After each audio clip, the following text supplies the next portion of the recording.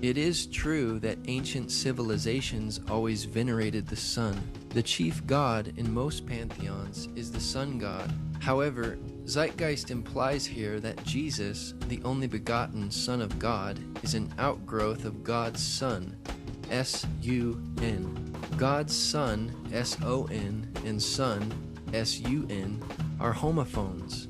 But this argument cannot be made in other languages, so the point is invalid.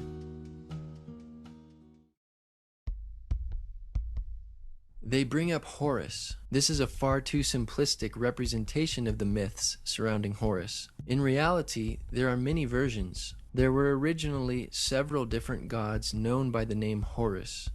It seems Zeitgeist is trying to make a parallel between Set or Seth and Satan. Besides both of these figures being evil and starting with the letter S in English, there is no parallel. The birth on December 25th can be immediately dismissed as irrelevant because nowhere in the Bible do we find any reference to the birth of Jesus being on December 25th. Nor do we find the birth of Horus on December 25th, but in the month of Koiak, or July 15th. Obviously, Jesus was not born in December, or any time in the winter for that matter, because we read in the Gospel of Luke, chapter 2, verses 7 and 8, that there were shepherds watching over their flocks at night. Jesus was most likely born in late spring or early autumn, as most scholars would agree. This date of December 25th was chosen about 300 years after the origins of Christianity in AD 354 by Roman Bishop Liberius of the Roman Catholic Church, based upon pagan thought and coinciding with the pagan sun god worship observance of the winter solstice and the Roman traditions of Saturnalia, rather than on biblical truth. This is why many Christians do not celebrate Christmas, because it is irrelevant to the Bible and rooted in pagan practice. Regarding Isis being known as Isis Mary, there is no scholarly information to substantiate this claim. There is also no evidence that Isis was a virgin in the myth. Translated from the Hymn of Osiris, the myth distinctly says Isis drew from him his essence. Various Egyptian scholars state very clearly that Isis was not a virgin when she gave birth to Horus, as Mary was when she gave birth to Jesus. For example, Richard Wilkinson, author of Complete Gods and Goddesses of Ancient Egypt, states, "Through her magic, Isis became pregnant by him, eventually giving birth to their child, Horus." As for the star in the east claim, there is no such myth in the story of Horus. There is no evidence in Egyptian astrotheology that they assigned the alignment of Sirius, the star in the east, to signify the birth of Horus. Neither is there any mention of any kings of any number. Even if Zeitgeist was right about this claim, it is irrelevant, because the Bible does not number the men that came to Jesus' birth, nor were they kings. They were magi, or wise men. Horus becoming a teacher at age 12 is nowhere to be found in the accounts of Horus. There is a form known as Horus the Child, but he wasn't a prodigal teacher. He was kept hidden away in the papyrus marshes by his mother until he was ready to be ruler of Egypt. In addition, no bibliographic material suggests Horus had a ministry, much less at the age of 30, nor was he baptized by Anup. The character Anup, which is also known as Anubis or Anpu, means royal child and is usually depicted as a jackal-headed or wild dog-headed man. Anubis was the lord of embalming, and through this is connected with incense and perfumery, but not baptism. Neither are there any statements to the effect that Horus had 12 disciples. Mention of Horus's followers are in the translation of the Liturgy of Funeral Offerings, the 4th ceremony. Actually, Horus had 4 followers called Hiru Shemsu. There is another reference to a group of 16 followers of Horus known as Mesnui, or blacksmiths. While 16 minus 4 is 12, this cannot be the intention of Zeitgeist. The total number of followers here is 20, not 12. In regard to performing miracles, there was some magic associated with Horus, but this is with Horus the Child, not with Horus the Elder or his adult forms. Horus on the crocodiles was a common manifestation of the importance of Horus in healing ritual. The power of this healing seems to come from his mother, Isis, who is indeed the goddess of immense magical power. It is not unusual, though, to find reference to miracles in reading any ancient or modern-day literature. Nevertheless, we do not find one miracle that Jesus did in the Horus story. Horus did not walk on water, as the narrator claimed, but was thrown into the water. There is also no evidence for these names of Horus in the mythical accounts. He was known as other titles, however. Horus the child was known by magical titles such as Horus on the crocodiles. Horus, as son of Isis and Osiris, was known as pillar of his mother, savior of his father, and Horus as a sun god was also known as lord of the sky, god of the east, Horus of the horizon, and later associated with Ra. In the 4th dynasty, the king, the living god, may have been one of the greatest gods as well. But by the 5th dynasty, the supremacy of the cult of Ra, the sun god, was accepted even by the kings. The Horus king was now also son of Ra, not the son of God. None of the titles for Horus listed in Zeitgeist are recognized by any Egyptologist. Horus was not crucified, buried for 3 days, or resurrected for that matter. In some versions, Horus had one or both of his eyes injured, but he was not killed, and it was his father Osiris who was killed, dismembered, reconstituted, and revived by Isis, his magical mother. Furthermore, death by crucifixion was not invented until long after the origins of the myths of Horus. From the earliest times, the god was depicted as a bird or falcon whose eyes are the sun and the moon, and whose breath is the cooling north wind manifested in different birds and species. Does this look like Jesus? Again, there is no primary Egyptian records prior to the New Testament to support the resemblances of Jesus and Horus. Next is Attis. Concerning the virgin birth claim, the Olympian gods, or Zeus, cut off the male organ and cast it away. There grew up from it an almond tree, and when its fruit was ripe, Nana picked an almond and laid it in her bosom. The almond disappeared and she became pregnant. Nana abandoned the baby Attis. This is hardly a parallel to the biblical claim, but a desperate exaggeration. Again, December 25th is irrelevant.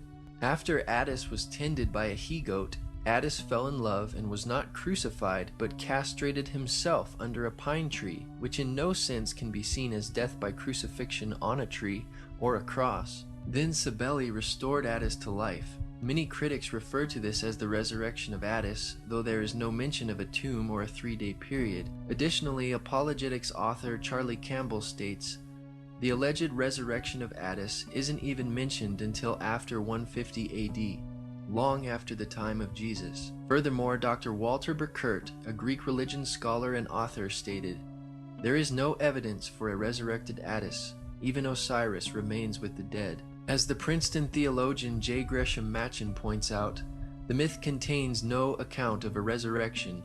All that Cybele, the great mother goddess, is able to obtain is that the body of Attis should be preserved, that his hair should continue to grow, and that his little finger should move. Dr. Ronald Nash adds, it was only during the later Roman celebration, after AD 300, of the spring festival that anything remotely connected with a resurrection appears. Concerning Krishna, in Joseph Campbell's book Occidental Mythology, page 342, he stated, Krishna, whose terrible uncle Kansa was the tyrant king, the Savior's mother Devaki was of royal lineage, the tyrant's niece, and at the time when she was married, the wicked monarch heard a voice mysteriously, which let him know that her 8th child would be his slayer. He therefore confined both her and her husband in a closely guarded prison where he murdered their first 6 infants as they came. According to this story, the mother Devaki had 7 children before Krishna was born. This would not make Devaki a virgin. Distinguished professor of Hinduism in India, Vasudha Narayana, PhD, University of Bombay, said, I've never heard of Krishna being born of a virgin, either through Sanskrit or vernacular texts, or even folklore.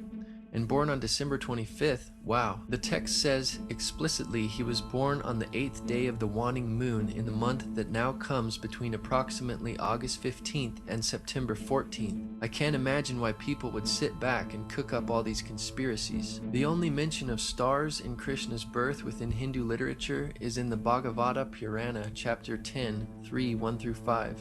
Then there was the supreme hour, all auspicious and most suitable, with the constellation of Rahini rising, and all the stars and planets in a favorable position, Everywhere was peace. The multitude of stars twinkled in the sky, and cities, towns, pasturing grounds, and mines were at their best. The minds of the saintly, oppressed as they had been by the Asura, Kamsa and his men, turned perfectly contented when in that situation the kettle drums together resounded with the unborn one to be born. Twinkling stars in the sky are far from the biblical account of a star in the east signaling Jesus' birth. In the film Zeitgeist, author Edward Carpenter is cited for providing this information on Krishna's supposed miracles and resurrection. Carpenter, in his book Pagan and Christian Creeds, stated, "To go into the parallelism of the careers of Krishna, the Indian sun god, and Jesus would take too long, because indeed the correspondence is so extraordinarily elaborate." He then cites Robertson's Christianity and Mythology as a reference. Then Robertson transcribes the outline of the well-known Krishna saga as follows. The son of Devaki, the two brothers grew up in the midst of the shepherds, slaying monsters. Arrived at adolescence, the two brothers put to death Kamsa, and Krishna became king. He continued to clear the land of monsters. After having been present at the death of his brother, he himself perished, wounded in the heel by the arrow of a hunter. Thus we read in the well-known Krishna saga that there is no virgin birth, no star, and no miracles. The comparisons are not so extraordinarily elaborate after all. Robertson also stated, "The case in favor of the assumption of Christian priority has been in a general way strengthened by the precise investigation of Hindu literature, which has gone to show that much of it, as it stands, is of far later redaction than had once been supposed." Thus, Zeitgeist cites Carpenter, and Carpenter cites Robertson, who admits that Hindu literature is of much later publication than previously assumed, and therefore any similarities between Christianity and Hinduism were borrowed by the Hindus and not vice versa. In the long Indian epic poem, the Mahabharata, Book 16, there is an account of the death of Krishna. It reads, "Having restrained all his senses, speech, and mind, Krishna laid himself down in high yoga. A fierce hunter of the name of Jara then came there, desirous of a deer. The hunter, mistaking Krishna for a deer, pierced him at the heel with a shaft and quickly came to the spot for capturing his prey. Coming up, Jara beheld a man dressed in yellow robes, wrapped in yoga, and endued with many arms. Regarding himself an offender, and filled with fear, he touched the feet of Krishna. The high-souled one comforted him and then ascended upwards, filling the entire welkin with splendor." Krishna died and ascended, but there is still no resurrection, as claims Zeitgeist. It's hard to imagine how this blue Indian man could be mistaken for Jesus, or a deer for that matter. The only similarity we have here is an ascension, which is not even mentioned in Zeitgeist. Even if you do want to take Zeitgeist's premise that the ascension account might have been borrowed, then who borrowed from who? The earliest testimony for the complete text of the Mahabharata dates to the 1st century AD by the Greek sophist Dion Chrysostom. The available accounts of Dionysus' birth indicate that Dionysus was not born of a virgin. In the best-known myth, Dionysus was born through an affair between Zeus and a princess. In another version, Zeus mated with his daughter Persephone, and she bore Dionysus. Dr. Edwin Yamauchi, professor of history at Miami University, confirms, "There is no evidence of a virgin birth for Dionysus. As the story goes, Zeus, disguised as a human, fell in love with the princess Semele, the daughter of Cadmus, and she became pregnant." Also, not only is December 25th irrelevant to Jesus' birth, there is also no reference to Dionysus being born on December 25th in any scholarly literature. Even some of Zeitgeist's sources, Timothy Freke and Peter Gandy, note that Dionysus' birth was celebrated on January 6th by some in Alexandria, which makes it of no relevance for copycat claims. Indeed, Dionysus was a traveling teacher. At any rate, this is a vague similarity that could be found in most ancient and modern literature concerning any figure with a message to share with others. But there are differences as well. Dionysus wandered the world accompanied with wild women, flushed with wine, shoulders draped with a fawn skin, whereas Jesus traveled the limited area surrounding Jerusalem, providing moral teachings. Though there are accounts of Dionysus filling empty vessels with wine, there is no reference to Dionysus turning water into wine, as Zeitgeist claimed. And it is not surprising that Dionysus performed miracles involving wine, since he was the god of wine. One historical study explains, the ancient literature says that there was a spring with clear, sparkling, wine-colored water, very pleasant-tasting water in which the newly born Dionysus was bathed.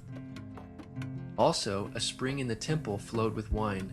At Elis, the priests of Dionysus placed 3 large empty cauldrons in a sealed room to find them filled with wine when they returned the next day. However, from these references, it is obvious that there are significant differences between the Dionysus legend and the story in John 2. The spring flowed with water, and the one at Andros flowed with wine, not wine that had once been water. And the empty cauldrons in the Elis temple were filled with wine rather than water subsequently changed into wine. Key elements in John's story. These differences have convinced most scholars that John or his tradition is not dependent on the Dionysus legend for this story. Research professor Dr. Donald A. Carson wrote, older attempts to interpret this sign as a Christianized version of the Dionysus myth or of related stories have largely been abandoned in the light of evidence that the alleged parallels are wholly inadequate. Zeitgeist's source for these titles of Dionysus, Acharya S., only says he was considered the only begotten son, Alpha and Omega, etc., not that he actually was known by these titles. She has absolutely no source for the title King of Kings, which is a generic term in the first place, and secondly does not even suit Dionysus, since Zeus was the head god according to mythology. Nor does the title Only Begotten Son suit Dionysus, since Zeus had several offspring including Athena, Apollo, Artemis, Hermes, Persephone, Dionysus, Perseus, Heracles, Helen, Minos, and Muses. James Frazer, author of The Golden Bough, is cited in Zeitgeist for this claim of the resurrection. With such an array of options, it may be no surprise that at least one variation bears a superficial resemblance to what happened to Jesus.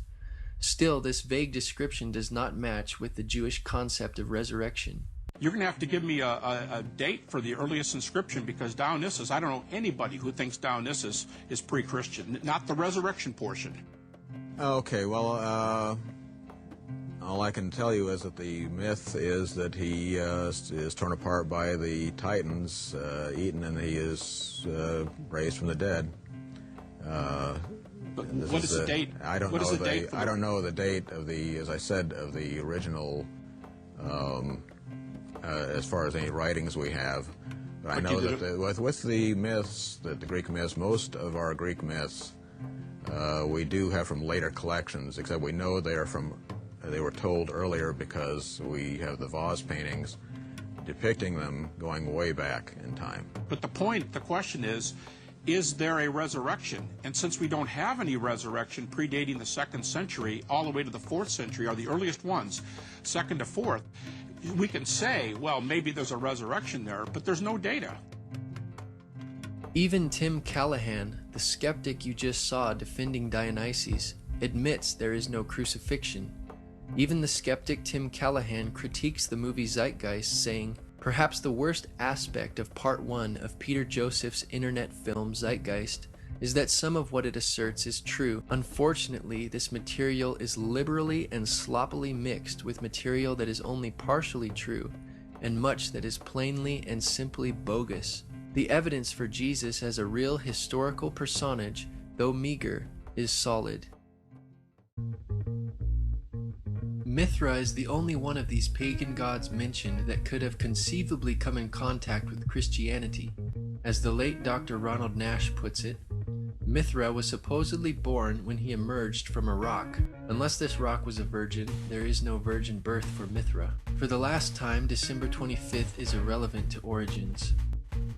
The claim of Mithra having 12 disciples comes from Zeitgeist sources, Acharya S., Timothy Freak, and Peter Gandy, yet there is no documentation for this claim in their books. Acharya S., Timothy Freak, and Peter Gandy now acknowledge that they got this idea of 12 disciples from a scene where Mithra is framed by 2 vertical rows of 6 pictures of what seems to be human figures and Mithra in the middle. The reliefs come from the 2nd century AD. Even if these reliefs were dated prior to Christianity, The Iranian Mithras had a single companion, and the Roman Mithra had two helpers, which were tiny torch-bearing likenesses of Mithra himself. Mithra also had a number of animal companions, a snake, a dog, a lion, a scorpion, but not 12 of them. Mithra did perform a number of actions rather typical for any deity worldwide, true or false, and in both his Iranian and Roman incarnations. It must be remembered, however, that some general similarities would normally apply to any religious leader. However, these are not objects that require some theory of dependence. Besides, the mysteries were not practiced until the 1st century AD, and Mithraism reached the height of its popularity around the 3rd and 4th centuries, when it was particularly popular among the soldiers of the Roman Empire, but that rules out the possibility of influence on Christianity. In his book, Image and Value in the Greco-Roman World, Richard Gordon writes that there is no death of Mithras, and thus there is no resurrection of Mithra, nor is there a 3-day burial. Zeitgeist sources, Freakin' Gandhi, claim that the Mithraic initiates enacted a similar resurrection scene, but their only reference is post-Christian Tertullian's Prescription Against Heretics, chapter 40, which is also quoted in the Zeitgeist addendum. In context, this in no way proves Zeitgeist's point, because Tertullian was explaining how Mithraic practices, which were introduced into Roman culture after Christianity, copied Christianity. Mithraic practices were not even in existence in the 1st century when Christianity began, but they were beginning to emerge in Tertullian's time and apparently copying Christian and Jewish beliefs. The complete passage reads, "The devil, of course, to whom pertain these wiles which pervert the truth, and who by the mystic rites of his idols vies even with the essential portions of the sacraments of God, he too baptizes some. That is, his own believers and faithful followers he promises the putting away of sins by a layer of his own. And, if my memory still serves me, Mithra there, in the kingdom of Satan, sets his mark on the foreheads of his soldiers, celebrates also the oblation of bread, and introduces an image of a resurrection. Therefore, in the very source cited by Zeitgeist and Freakin' Gandhi, Mithra celebrates and introduces an image of a resurrection, which can hardly be seen as a resurrection of Mithra, or for Mithraic initiates.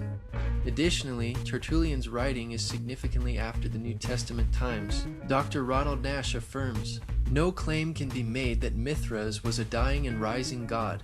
The tide of scholarly opinion has turned dramatically against attempts to make early Christianity dependent on the so-called dying and rising gods of Hellenistic paganism. Any unbiased examination of the evidence shows that such claims must be rejected. Sunday worship only appears in Roman Mithraism, and Acharya S. is apparently assuming that what held true for Roman Mithraism also held true for the Iranian Mithraism, but there is no evidence for this idea. It is therefore unlikely that borrowing occurred, but if there was borrowing, it was the other way around.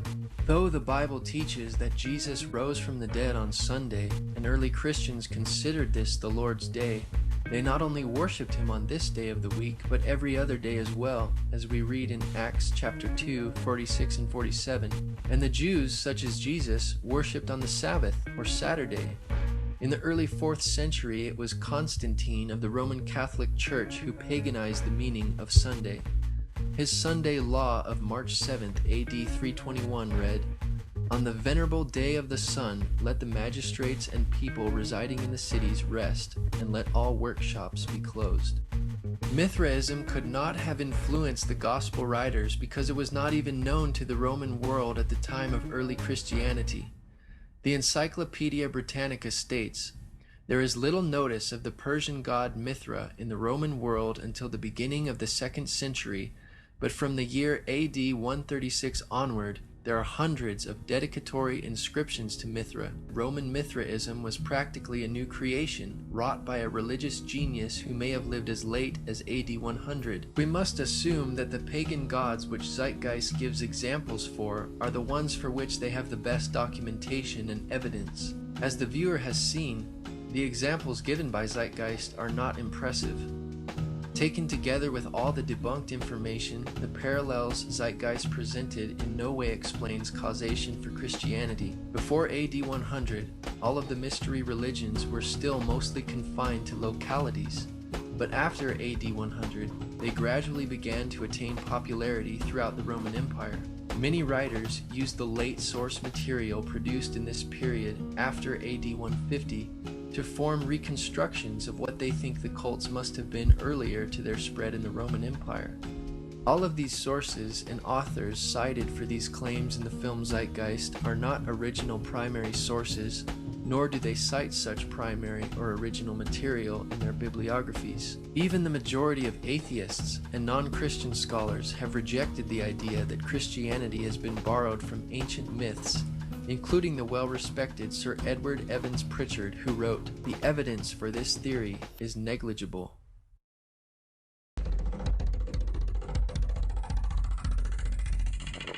First of all, the birth sequence is completely astrological.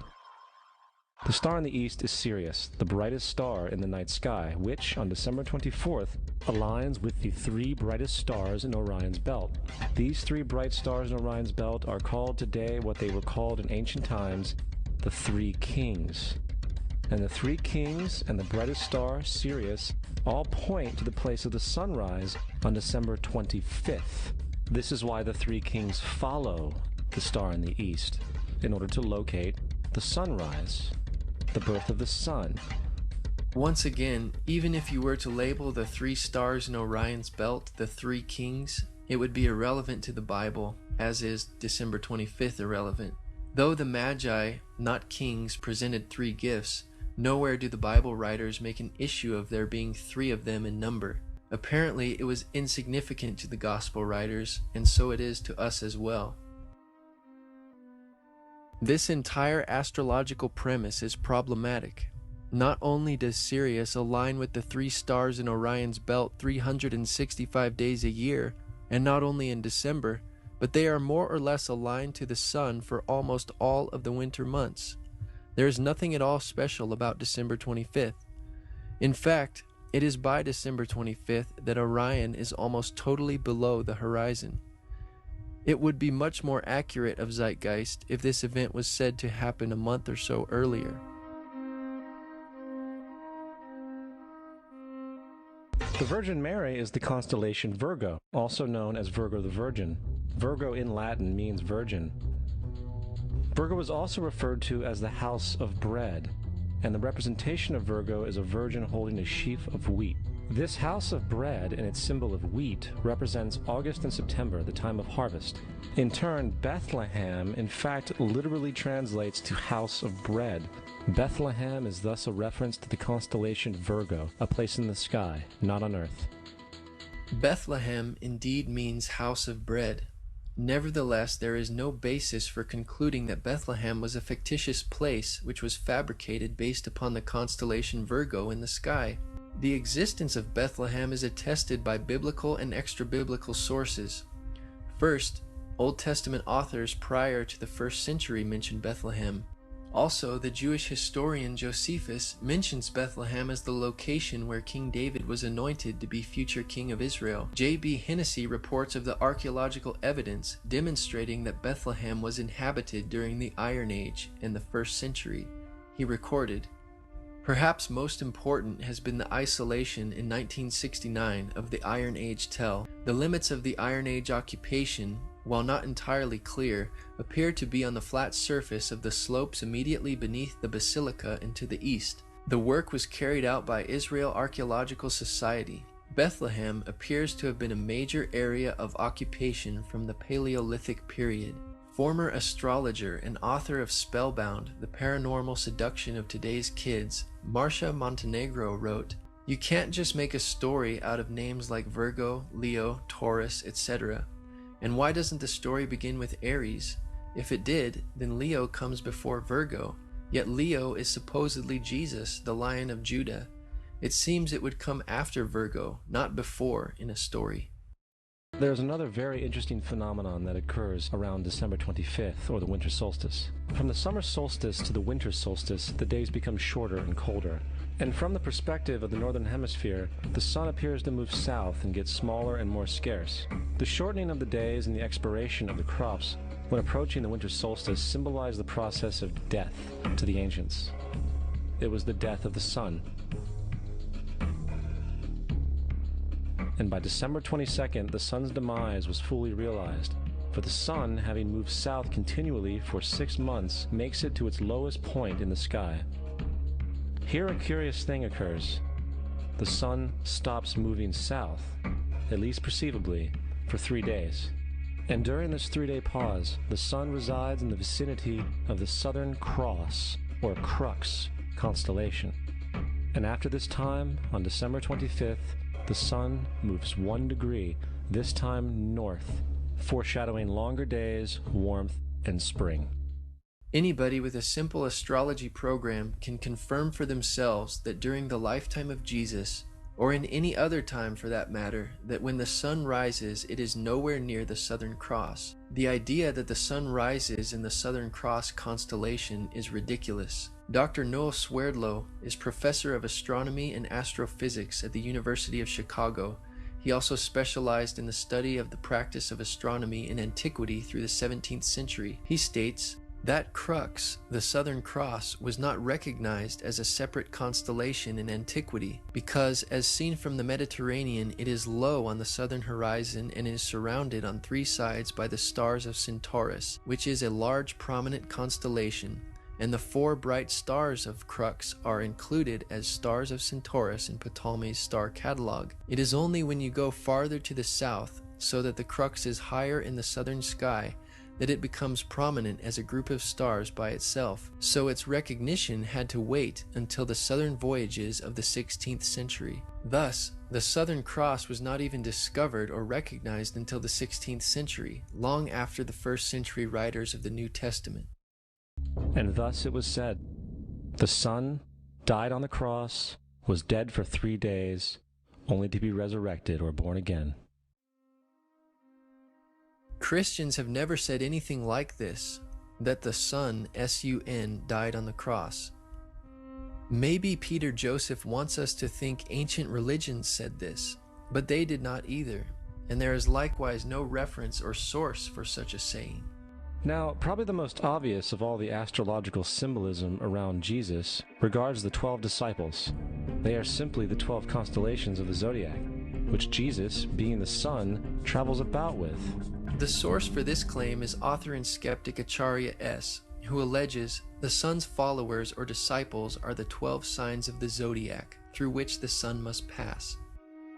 But Jesus did not pass through his 12 disciples in any fashion similar to the zodiac. If the Bible was based off the zodiac, we would expect to see the similar movement of Jesus through the disciples. Furthermore, the 12 disciples were most certainly assigned by Jesus because of the 12 tribes of Israel, which Zeitgeist also alleges is symbolic of the zodiac. But the book of Genesis was written approximately in 1000 BC and contains the story of the 12 tribes of Israel, which would have occurred even earlier. The division into the 12 zodiacal signs did not occur until the Babylonians made the divisions in the 5th century BC. Therefore, reading astrology into the 12 tribes upon which the apostles of Jesus were based is impossible, because the 12 tribes existed long before the division of the 12 signs of the zodiac. Astronomer J. Pasakoff confirms, the Babylonians divided the zodiac into 12 constellations in the 5th century BC.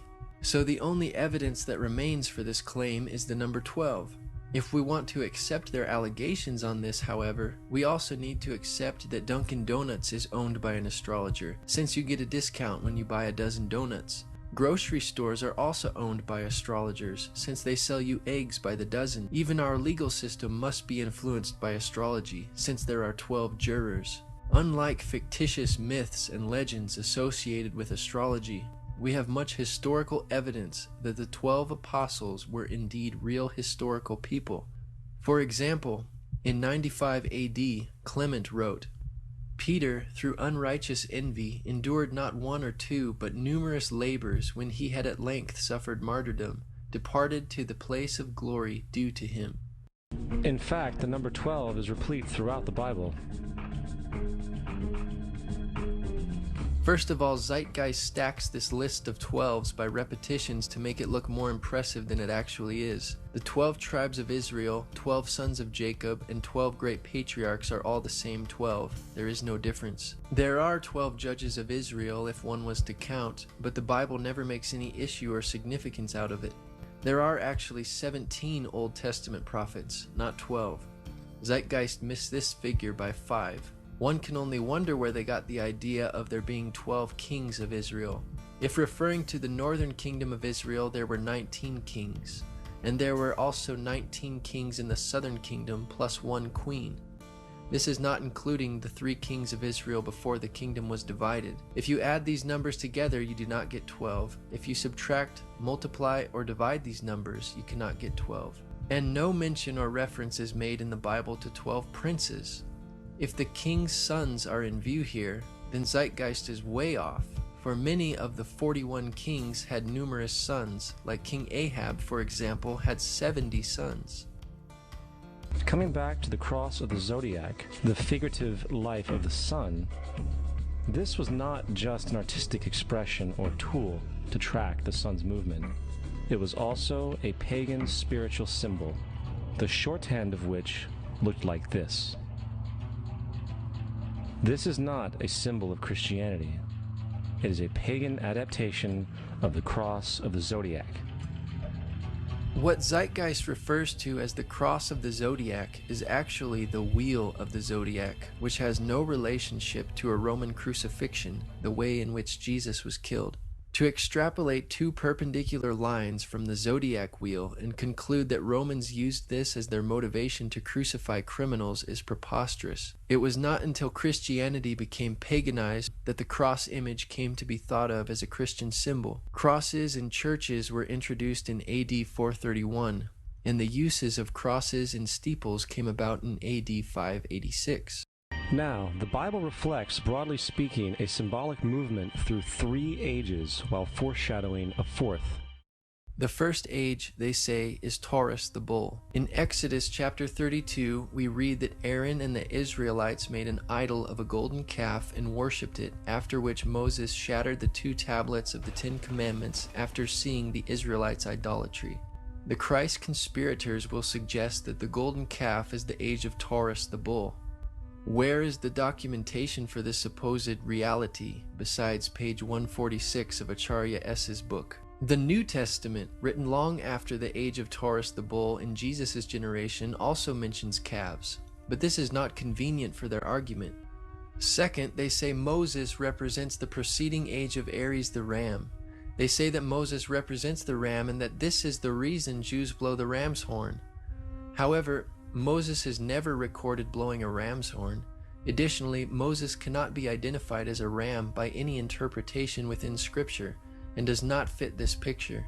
Even Zeitgeist's own source for this claim, Leopold Wagner, says no such thing. On the page cited of Wagner's book, we read, "The use of the ram's horn at this season is appropriate, since, according to tradition, it was on this first day of Tishri that a ram was offered up instead of Isaac on Mount Moriah." Thus, even Zeitgeist's source states the obvious reality as to why Jews blow the ram's horn today and says nothing of the age of Aries. The most memorable text in the Bible mentioning a ram is that previously mentioned in Zeitgeist's own source, where God provided the sacrifice of a ram for Abraham instead of Isaac his son. However, this event was generations prior to Moses and would not fit chronologically into Zeitgeist's twisted interpretation of the Bible. The third symbolic age allegedly is the age of Pisces, the 2 fish. They claim that because Jesus fed 5,000 people with bread and 2 fish, and because Jesus befriended 2 fishermen who followed him, that this must be symbolic of the age of Pisces. Actually, 4 of Jesus' disciples were fishermen, not just 2. Though 4 disciples were fishermen, what about other followers of Jesus? Matthew, for instance, was a tax collector, Simon was a zealot, Luke was a physician and historian, Paul was a Pharisee and a tent maker. What is their significance to astrology? They have none. And I think we have all seen the Jesus fish on the back of people's cars. Little do they know what it actually means. It is a pagan astrological symbolism for the sun's kingdom during the age of Pisces. Actually, the fish symbol was an identifying symbol for Christ, which early persecuted Christians used, and it has nothing to do with the age of Pisces. The Greek word ichthus for fish is an acrostic based on the initials of Jesus Christ, Son of God, Savior. Indeed, Jesus fed 5,000 people with 2 fish and 5 loaves of bread. but he later fed 4,000 people with a few fish, or more fish than 2 fish, and 7 loaves of bread. Obviously, Zeitgeist does not quote this event because it does not fit their paradigm. According to Zeitgeist hermeneutic, it could just as easily be called the age of bread, but there is no such thing. Jesus also healed people, gave sight to the blind, raised the dead, walked on water, and cast out demons of people, but there is no astrological ages accompanying these miracles. Besides, fish and fishermen are also mentioned in the Old Testament, which predated Jesus and was prior to the age of Pisces. New Testament stories also refer to a rooster, doves, donkeys, birds, camels, sheep, and goats, yet none of these animals would normally fall under the age of Pisces, like fish. In Luke chapter 22 verse 10, Jesus tells his disciples to enter into the city where they will meet a man bearing a pitcher of water. Acharya S. and Zeitgeist claim this is a symbolic foreshadowing of the age of Aquarius, or the water bearer. How the text conveys foreshadowing one cannot say, except for Acharya S. Acharya goes farther than Zeitgeist, claiming Jesus was baptized in Aquarius, the water bearer, hinting that Jesus will bring in the age of Aquarius. But the age of Aquarius begins around AD 2150, so how exactly was Jesus baptized in Aquarius? Acharya S. then claims that Jesus became the Good Shepherd and the Lamb in Aries the Ram.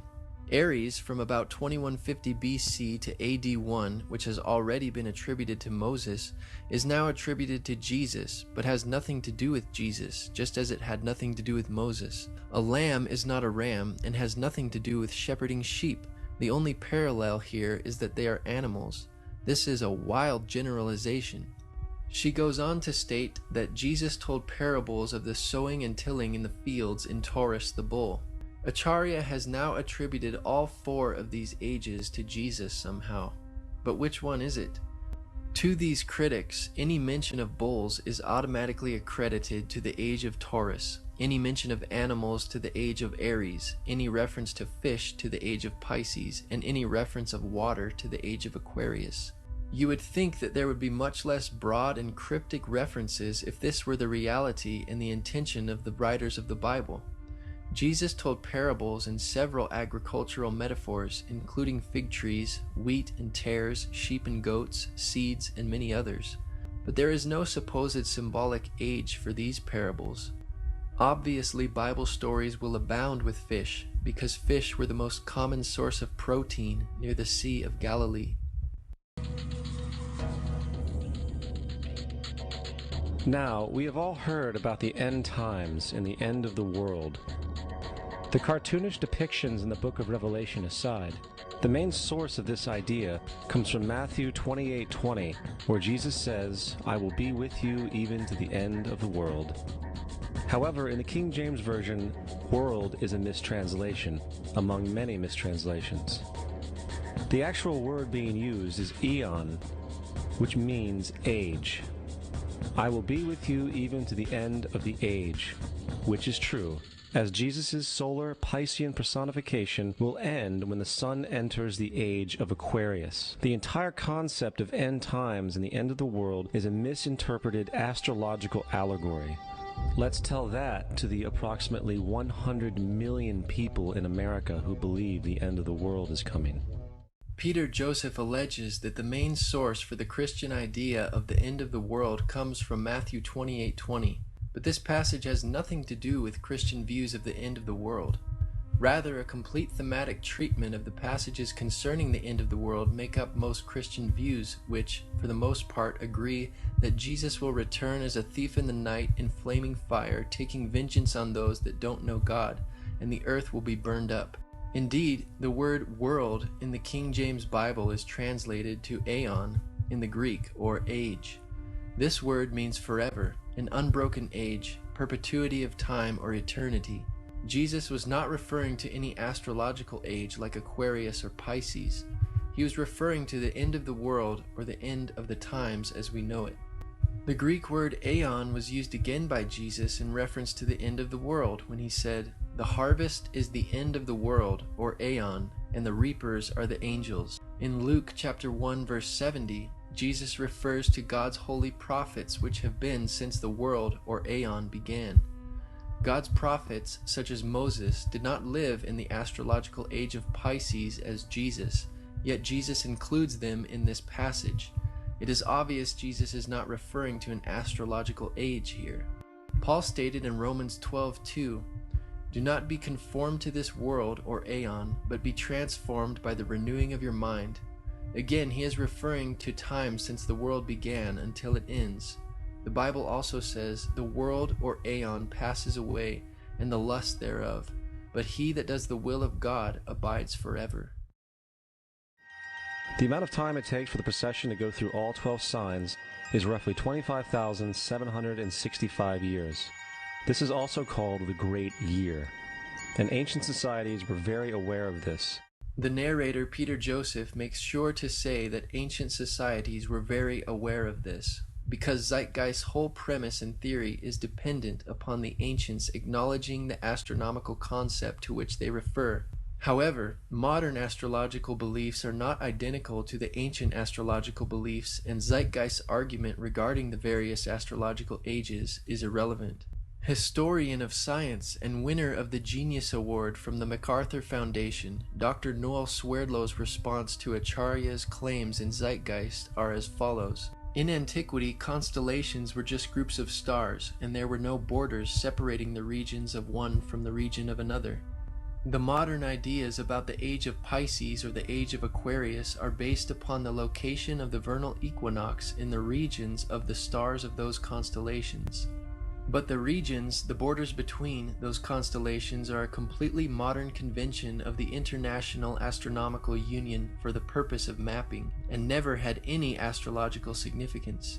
I hope this is helpful, although in truth, what this woman is claiming is so wacky that it is hardly worth answering. So when this woman says that the Christian fish was a symbol of the coming age of Pisces, she is saying something that no one would have thought of in antiquity. Because in which constellation of the fixed stars the vernal equinox was located was of no significance, and is entirely an idea of modern, I believe 20th century astrology. The borders of constellations between, say, Aries, Pisces, and Aquarius are modern conventions of the International Astronomical Union, and there is nothing ancient about them. The Bible is nothing more than an astro-theological literary hybrid, just like nearly all religious myths before it. Most people with a basic knowledge of the Bible would immediately see the fallacies and contradictions in these arguments. For example, the Bible and Jesus are clearly not hidden allegorical prescriptions for sun and star worship, because in Genesis chapter 1, God created the sun, moon, and stars. A further distinction is in Deuteronomy chapter 4, where God specifically forbids the Israelites to worship the sun and stars as the Egyptians did. Through the prophet Isaiah, God mockingly asked if the stargazers could actually protect those who follow them from the real power and maker of the universe. In the book of the prophet Ezekiel, God showed to Ezekiel in a vision 25 men of Judah in the inner court of the temple worshiping the sun rather than God. God considered this an abomination. Additionally, in 2 Kings chapter 23 verse 5, the priests who burned incense to the sun, to the moon, and to the planets were called idolatrous priests. Not one of these scriptures are referenced in Zeitgeist because it would destroy their argument, distinguishing clearly between the celestial bodies and the creator of them. The origin of Christianity arose out of Judaism, which denounced these practices all throughout the Old Testament. In the Old Testament, there is the story of Joseph. Joseph was a prototype for Jesus. Joseph was born of a miracle birth. Jesus was born of a miracle birth. Joseph was of 12 brothers. Jesus had 12 disciples. Joseph was sold for 20 pieces of silver. Jesus was sold for 30 pieces of silver. Brother Judah suggests the sale of Joseph. Disciple Judas suggests the sale of Jesus. Joseph began his work at the age of 30. Jesus began his work at the age of 30. The parallels go on and on. Here, Zeitgeist's case is very misleading. Though God opened Rachel's womb, it's difficult to consider the birth of Joseph a miracle birth like that of Jesus, who was divine and born of a virgin. Indeed, Jesus had 12 disciples, but Joseph only had 11 brothers. There is no parallel. Though Judah suggested the sale of Joseph, it was Midianite merchantmen that sold Joseph to the Ishmaelites as a slave. Jesus, on the other hand, was not sold, but betrayed by Judas, who was paid 30 pieces of silver by the Jews. Jesus did begin his ministry at age 30, but Joseph began his prophetic ministry receiving dreams from God at age 17. The age 30 for Joseph is mentioned in Genesis, but the Bible simply says, Joseph was 30 years old when he stood before Pharaoh, king of Egypt. And Joseph went out from the presence of Pharaoh and went throughout all the land of Egypt. Aside from Zeitgeist parallels being inaccurate, the simple fact that there are parallels between Jesus and other people in the Bible like Joseph does not make either of them fictional. Inscribed about 3,500 years ago on the walls at the Temple of Luxor in Egypt are images of the Annunciation, the miracle conception, the birth, and the adoration of Horus. The images begin with Thoth announcing to the Virgin Isis that she will conceive Horus, then Neph, the Holy Ghost, impregnating the Virgin, and then the virgin birth and the adoration. This is exactly the story of Jesus' miracle conception. This is taken directly out of the pages of The Christ Conspiracy by Acharya S. However, Richard C. Carrier responded, "Since I am an atheist, and since I have formal experience in ancient history, the following should hold some authority with skeptics. The Luxor inscription does not depict impregnation by a spirit, but involves very real sex, and the woman involved is the mythical queen of Egypt in an archetypal sense, not Isis per se. Several things are very clear from the written narrative. The adoration scene only involves important state officials, not kings or magi. Understanding their background and cultural and historical context is helpful and necessary, but it doesn't lead to any plagiaristic scandal of the sort Acharya S. wants there to be." In regard to the inscription and Zeitgeist interpretation, researcher Keith Thompson contacted John Baines, professor of Egyptology at Oxford University, who stated, "The reliefs you mentioned show the conception and birth of the future king after the creator god. Amun-Ra has taken on the form of the existing king to impregnate the queen. There are links, but they are very far apart.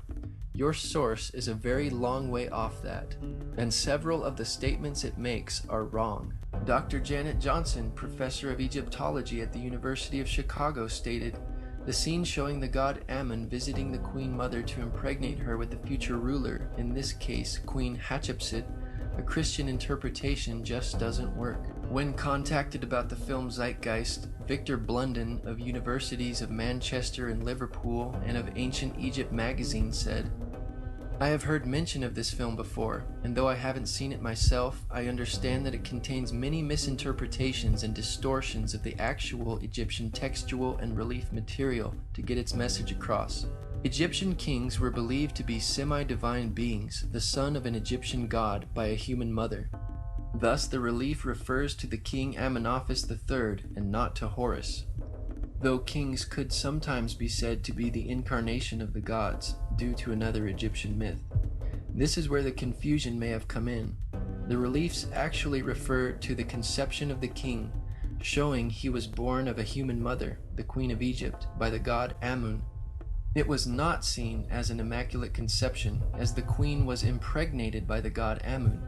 This is not the Virgin Isis, but the Queen of Egypt depicted, and by this time she was not a virgin as she had sex. The second scene clearly shows a pregnant Queen Matumuya standing between the two Egyptian gods. The scene generally shows the baby infant being presented to the other Egyptian gods and finally being presented to the god Amun, who acknowledges that the child is his true son. Thus the interpretation of this scene by the film Zeitgeist appears totally wrong, as it imposes Christian values interpretations on a typical scene showing the divine conception of an Egyptian king. The god Horus is not mentioned here. Isis is not depicted as far as I can see. There are no three kings or magi bearing gifts, which is total fabrication and quite out of context in the Egyptian myth. Scholars disagree with Zeitgeist, which in this case quotes Gerald Massey as their source, a self-taught Egyptologist and practicing druid.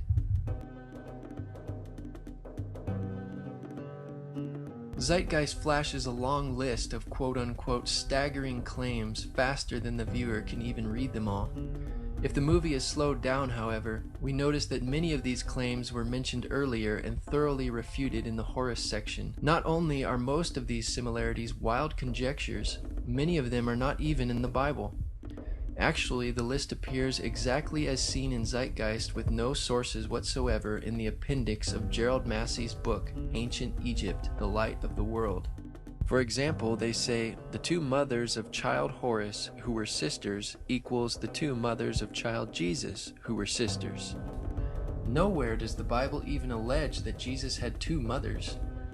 Zeitgeist and Massey claim that Joseph, Mary, and Jesus are said to be the Christian Holy Trinity, but the Bible very clearly speaks of the Father, Son, and Holy Spirit as the Holy Trinity. There is also references completely foreign to the Bible, such as a scribe named Hermas, Jesus as the bearded Sophia, Charis, the female Christ, and Jesus speaking brutally to his mother. They say there are 7 gifts of the Holy Spirit. Actually, there are more than 7 in the Bible. Then they mention the 7 doves of the Holy Spirit, which is also completely alien to the Bible.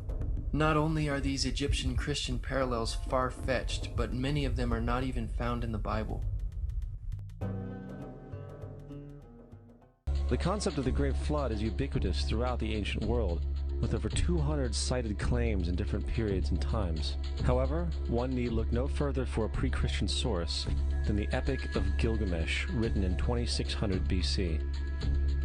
This story talks of a great flood commanded by God, an ark with saved animals upon it, and even the release and return of a dove, all held in common with the biblical story among many other similarities.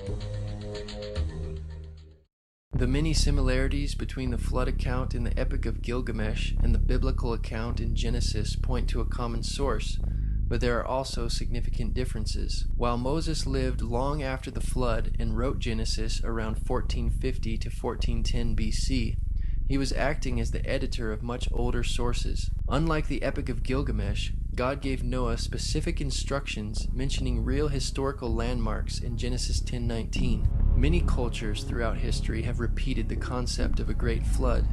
In the Genesis account, God gives Noah specific dimensions for the building of the ark, and this is the fashion which thou shalt make it of. The length of the ark shall be 300 cubits, the breadth of it 50 cubits, and the height of it 30 cubits. According to David Collins, a naval architect, not even a 210-knot wind, 3 times hurricane force, could overcome this structure which God commanded Noah to build. Contrast this to the boat in the Epic of Gilgamesh, which was a huge cube. The Epic of Gilgamesh reads, 10 dozen cubits the height of each of her walls, 10 dozen cubits each edge of the square deck. I laid out the shape of her sides and joined her together. I provided her with 6 decks, dividing her thus into 7 parts. It's difficult to imagine of a more ridiculous design for a ship. When examined with greater scrutiny, the worldwide flood legends, such as the Epic of Gilgamesh, do not compare to the historical Genesis account. Far from disproving the biblical account of the flood, the parallels between the Epic of Gilgamesh and the flood account in Genesis, along with many other parallels, history, lend credibility to the fact that a massive flood occurred just as the Bible describes, and other cultures have preserved the fact that there was indeed a great flood, as the Bible says. And then there is the plagiarized story of Moses. Upon Moses' birth, it is said that he was placed in a reed basket and set adrift in a river in order to avoid infanticide. He was later rescued by a daughter of royalty and raised by her as a prince. This baby in a basket story was lifted directly from the myth of Sargon of Akkad of around 2250 BC. Sargon was born, placed in a reed basket in order to avoid infanticide, and set adrift in a river. He was in turn rescued and raised by Aki, a royal midwife. First of all, the time of Moses and his 5 books, including the book of Exodus, have been dated around 1400 BC, while the initial date range of the Sargon legend is anywhere between 2039 and 627 BC, not 2250 BC as Zeitgeist claims. Brian Lewis's The Sargon Legend, published from the American Schools of Oriental Research, said that the Sargon story lacks any obvious grammatical, lexicographical, or philological feature that would allow a precise dating. Lewis offers the suggestion that the story was written in the reign of Sargon II, a much later king who was possibly a usurper to legitimate his own rule. In favor of a late date of the Sargon story are Neo-Assyrian orthographic forms, idiomatic expressions attested only in a later period, and the mention of cutting roads with bronze or copper picks. In any event, there is no satisfactory reason to propose borrowing or fictionalization in either direction. Moses is known as the lawgiver, the giver of the Ten Commandments, the Mosaic Law. However, the idea of a law being passed from God to a prophet up on a mountain is also a very old motif. Moses is just another lawgiver in a long line of lawgivers in mythological history. In India, Manu was the great lawgiver. In Crete, Minos ascended Mount Dicta, where Zeus gave him the sacred laws. While in Egypt, there was Meses, who carried stone tablets, and upon them the laws of God were written. Acharya S. is our source that notes the similarities between Moses, Manu, Minos, and Meses. As usual, these claims cannot be supported by credible or primary sources. Acharya's source is Deceptions and Myths of the Bible by Lloyd Graham, published in 1991. This book is also a terrible reference which has no original source material. Even skeptic author Michael Lido, who originally used Graham's book, agrees. Graham's Deceptions and Myths of the Bible, I will concede, is a terrible source. Once I discovered how bad the source was, I had to edit the book prior to publishing. Regarding the Meses and Moses connection, the skeptic author Michael Lido says, I will not argue the Meses story. I do not like it myself. And as far as the Ten Commandments, they are taken outright from spell 125 in the Egyptian Book of the Dead. Spell 125, the earliest collection, dates from 1580 to 1350 BC. It is therefore reasonable to suggest that the Ten Commandments predate spell 125, given that the Pentateuch has been dated to belong to approximately 1400 BC. However, plagiarism cannot be proven in either direction. Perhaps it would be more relevant to note the major differences between the two. The Ten Commandments represent a concise, positive instruction from God to man and the life he should lead. Spell 125 represents a countless disarray of negative protests by the already dead. Throughout history, ancient civilizations have defined right and wrong, good and evil. Nevertheless, all modern and ancient societies have maintained some standard of law or code of which there is much overlap and similarities between variations throughout history. As the Apostle Paul wrote, For when the Gentiles, which do not have the law, do by nature the things contained in the law, these, not having the law, are a law to themselves, which show the work of the law written in their hearts, their conscience also bearing witness, and their thoughts the meanwhile accusing or else excusing one another. Justin Martyr, one of the first Christian historians and defenders, as far as he was concerned, the devil did it. The devil had the foresight to come before Christ and create his characteristics in the pagan world. Justin Martyr, the early Christian defender, was raised in a pagan home and was familiar with Greek philosophy. All these passages suggest that Justin Martyr is simply attempting to convince skeptical pagan audiences by parallels that would be familiar and communicable to them. He was also attempting to convince the Roman emperor that Christian teachings and claims were not that different from other religions that enjoyed Rome's protection, while Christians were being persecuted and killed for their beliefs. J. Gresham Machen, a New Testament professor at Princeton Theological Seminary, stated, When Justin Martyr refers to the birth of Perseus as a birth from or through a virgin, he is going beyond what the pagan sources contained. There seems to be no clear evidence that pagan sources used the word virgin as referring to mothers of heroes, mythical or historical, who were represented as being begotten by the gods. Zeitgeist claims that the devil had the foresight to come before Christ and create these characteristics in the pagan world is yet another obvious misinterpretation of the text. Justin Martyr wrote, From what has been already said, you can understand how the devils, in imitation of what was said by Moses, asserted that Proserpine was the daughter of Jupiter. and instigated the people to set up an image of her under the name of Korah. For as we wrote above, Moses said, "In the beginning God made the heaven and the earth was without form and unfurnished, and the Spirit of God moved upon the face of the waters." In imitation, therefore, of what is here said of the Spirit of God moving on the waters, they said that Proserpine, or Coral, was the daughter of Jupiter, and in like manner also they craftily feigned that Minerva was the daughter of Jupiter, not by sexual union, but, knowing that God conceived and made the world by the Word, they say that Minerva is the first conception, which we consider to be very absurd, bringing forward the form of the conception in a female shape. Hence, Justin did not argue that demons or the devil copied Christian beliefs beforehand, as Zeitgeist claims. Rather, they copied the older Jewish beliefs and prophecies about Jesus found in the Old Testament. In another place, Justin says, "And these things were said both among the Greeks and among all nations, where they, the demons, heard the prophets foretelling that Christ would specially be believed in, but that in hearing what was said by the prophets, they did not accurately understand it, but imitated what was said of our Christ. Like men who are in error, we will make plain." If Zeitgeist wants to cite Justin Martyr as an historical reference, it cannot be denied that Justin knew these parallels were hardly parallels at all, because he affirms that the greatest distinction of Jesus, his crucifixion, was not copied by the pagan myths, as Zeitgeist alleges. He said, "But in no instance, not even in any of those called sons of Jupiter, Zeus, did they imitate the being crucified, for it was not understood by them, all the things said of it having been put symbolically." Justin also notes that no proof is offered for the Greek gods, because they were mythical, but Jesus was a historical person. He says, "But those who hand down the myths which the poets have made, adduce no proof to the youths who learn them, and we proceed to demonstrate that they have been uttered by the influence of the wicked demons to deceive and lead astray the human race."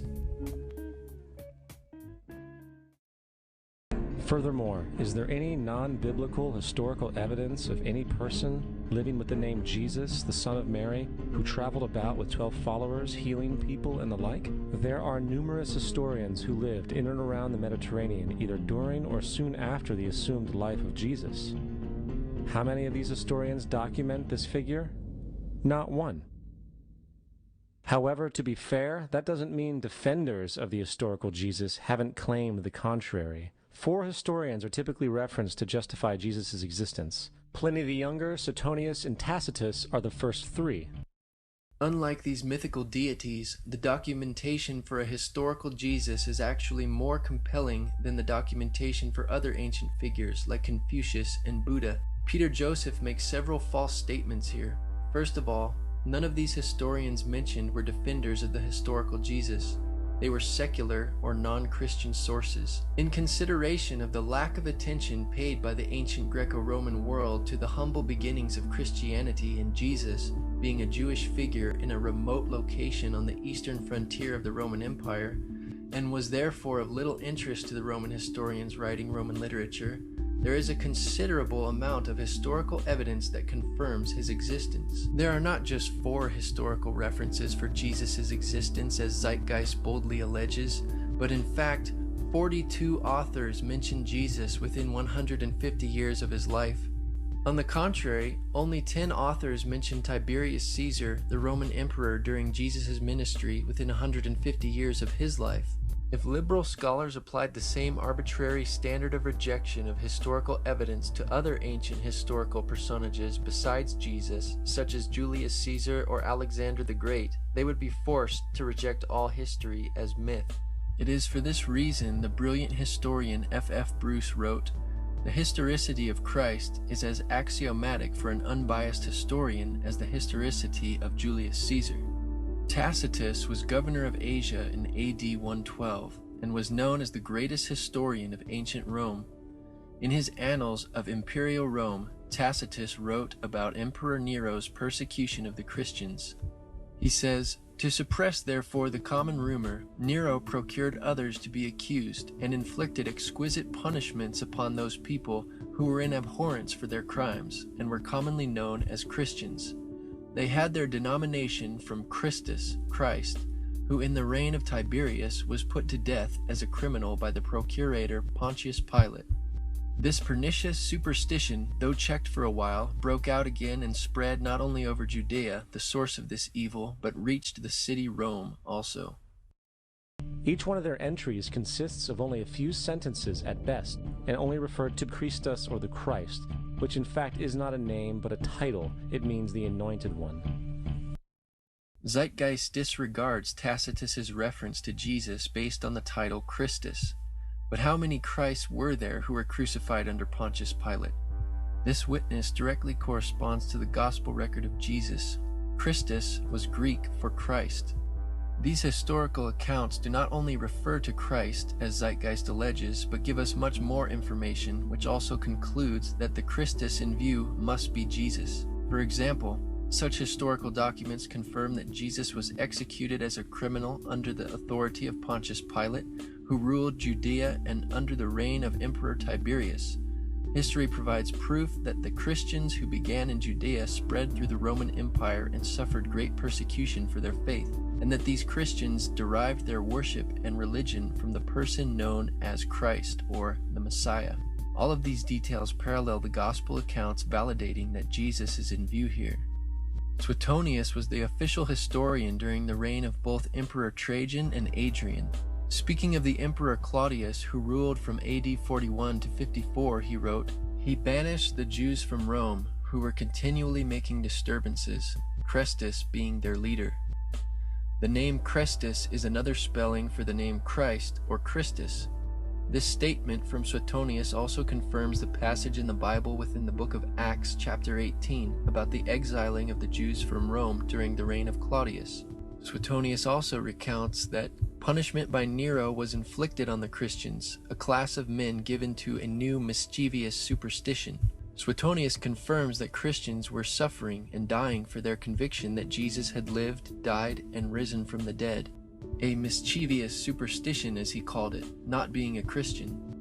Pliny the Younger was governor of the Roman provinces of Pontus and Bithynia in AD 101 to 110. In a letter to the emperor, Pliny the Younger requested specific instructions about the interrogations of Christians whom he was persecuting. He said he made them curse Christ, which a genuine Christian cannot be induced to do. He continued, "They affirmed, however, that the whole of their guilt or their error was that they were in the habit of meeting on a certain fixed day before it was light, when they sang in alternate verse a hymn to Christ as to a God, and bound themselves to a solemn oath, not to any wicked deeds, but never to commit any fraud, theft, adultery, never to falsify their word, not to deny a trust when they should be called upon to deliver it up." Are we to believe that within 2 generations, fake characters were now being treated as historical people? The fourth source is Josephus, and this source has been proven to be a forgery for hundreds of years. Sadly, it is still cited as truth. Josephus, the Jewish historian, is known for historical works such as Jewish Antiquities, finished in AD 93 or 94. One passage reads, "Now there was about this time Jesus, a wise man, if it be lawful to call him a man, for he was a doer of wonderful works, a teacher of such men as received the truth with pleasure. He drew over to him both many of the Jews and many of the Gentiles. He was the Christ.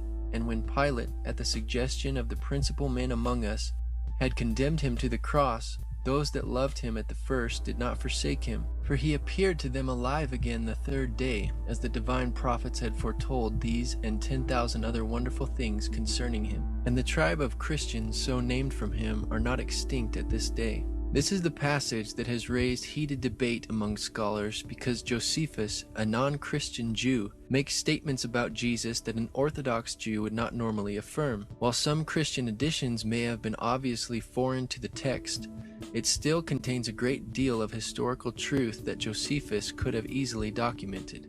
In fact, the vast majority of scholars do not dismiss the account as a forgery, as Zeitgeist alleges, but believe that Josephus did mention Jesus in this passage, but later insertions were made by a Christian scribe, hence the statements about Jesus that a non-Christian like Josephus wouldn't have made. But the style of Josephus is authentic. The term wise man, for example, is typical for Josephus's writings. Zeitgeist's accusation that this text is a forgery is an exaggeration. Moreover, there is another reference to Jesus in Josephus's work that is not disputed by scholars, proving that Jesus was an historical figure. He says, "But the younger Ananus, who, as we said, received the high priesthood, was of bold disposition and exceptionally daring. He followed the party of the Sadducees, who are severe in judgment above all the Jews, as we have already shown. As therefore Ananus was of such a disposition, he thought he had now a good opportunity, as Festus was now dead, and Albinus was still on the road. So he assembled a council of judges, and brought before it the brother of Jesus, the so-called Christ, whose name was James, together with some others, and having accused them as lawbreakers, he delivered them over to be stoned." So this great first-century non-biblical historian Josephus, writing just a little more than 50 years after Jesus' life and crucifixion, attests that Jesus had a brother named James and was a real historical figure. You would think that a guy who rose from the dead and ascended into heaven for all eyes to see and performed the wealth of miracles acclaimed to him would have made it into the historical record. It didn't, because once the evidence is weighed, there are very high odds that the figure known as Jesus did not even exist. Again, there are not only 4 historical sources for Jesus' existence as Zeitgeist boldly claims, but 42 authors mention Jesus within 150 years of his life. We don't have time to quote them all. Expert on world religions, ancient Christianity, and church history, Robert E. Van Voorst says, "The theory of Jesus' non-existence remains effectively dead as a scholarly question." Again, Zeitgeist misinterprets the Bible, saying Jesus ascended into heaven for all eyes to see. The book of Acts chapter 1 describes Jesus' ascension in front of a very small group of people.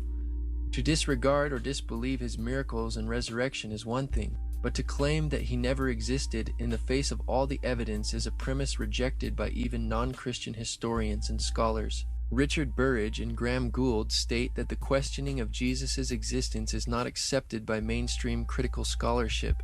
Robert Van Voorst has stated, "The non-historicity thesis has always been controversial, and it has consistently failed to convince scholars of many disciplines and religious creeds. Biblical scholars and classical historians now regard it as effectively refuted." It was the political establishment that sought to historize the Jesus figure for social control. By 325 AD in Rome, Emperor Constantine convened the Council of Nicaea. It was during this meeting that the politically motivated Christian doctrines were established, and thus began a long history of Christian bloodshed and spiritual fraud. And for the next 1600 years, the Vatican maintained a political stranglehold on all of Europe, leading to such joyous periods as the Dark Ages, along with enlightening events such as the Crusades and the Inquisition. Regarding Constantine, Dr. Ben Witherington III writes, "What then did Emperor Constantine have to do with all of this process? Constantine ruled as Roman emperor from about AD 313 to 337. The truth of the matter is that he didn't take full control of the empire before 324, or very shortly before the Council of Nicaea.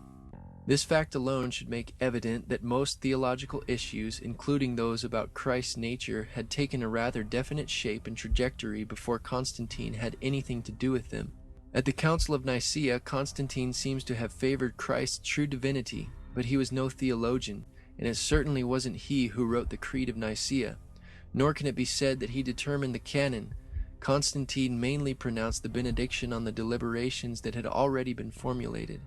Zeitgeist is correct about the Roman Catholic Church's long history of bloodshed throughout the Dark Ages, the Crusades, and the Inquisition. However, these facts do not negate the credibility of Christianity, but rather demonstrate the sinfulness of man. Regardless of how later professing Christians behaved, Jesus taught his followers to love all people, including their enemies, and to remain peaceful with all people at all costs. Violence, bloodshed, and spiritual fraud in the name of Jesus does not come from the Bible, nor does the New Testament condone such events.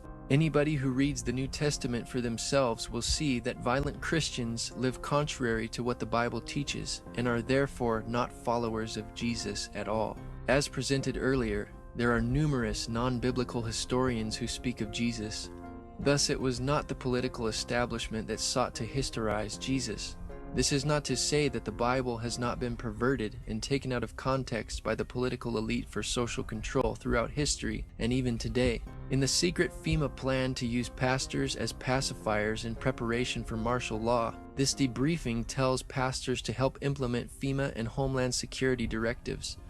FEMA directors told pastors to preach specific passages to their congregations like Romans 13. The Bible passage often taken out of context by dictators like Hitler to hoodwink Christians into supporting him. While the Bible teaches in Romans 13 and 1 Peter 2 that God has given law enforcement officials of worldly governments the right to enforce penalties of crimes and to go to war against other nations, this is not a Christian duty. The Bible does not teach Christians blind submission to authority, but in many cases to resist the ordained powers in order to obey what God has commanded.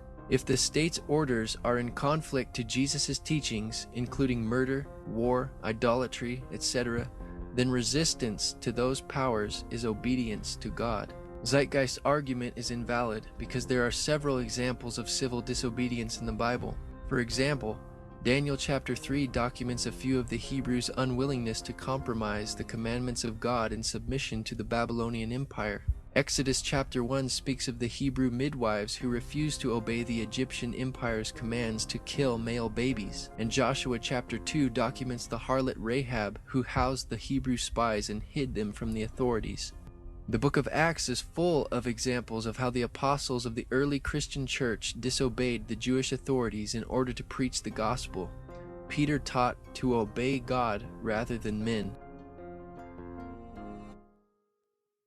Though the Christ myth theory, also known as the Jesus myth, is not original, it is very recent, historically speaking. The antecedents of the theory can be traced directly back to French Enlightenment thinkers Constantin Francois Volney and Charles Francois Dupuy in the 1790s.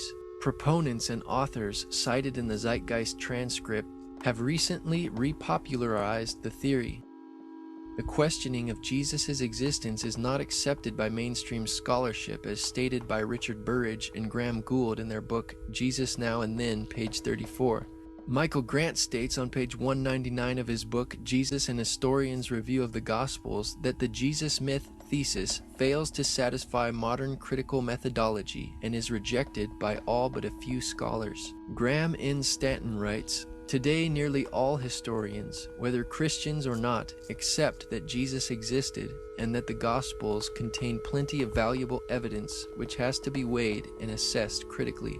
There is general agreement that with the possible exception of Paul, we know far more about Jesus of Nazareth than about any 1st or 2nd century Jewish or pagan religious teacher." James Charlesworth sums it up. "No reputable scholar today questions that a Jew named Jesus, son of Joseph, lived. Most readily admit that we know a considerable amount about his actions and basic teachings." Jonathan Z. Smith, who contributed to the entry Dying and Rising Gods for the Encyclopedia of Religion, said, "The category of dying and rising gods, once a major topic of scholarly investigation, must now be understood to have been largely a misnomer based on imaginative reconstructions and exceedingly late or highly ambiguous texts. The category of dying and rising deities is exceedingly dubious. It has been based largely on Christian interest and tenuous evidence. As such, the category is of more interest to the history of scholarship than to the history of religions." Even liberal scholar Thomas Bosslooper acknowledges, "Contemporary writers invariably use only secondary sources to verify such claims. The scholars whose judgment they accept rarely produced or quoted the primary sources."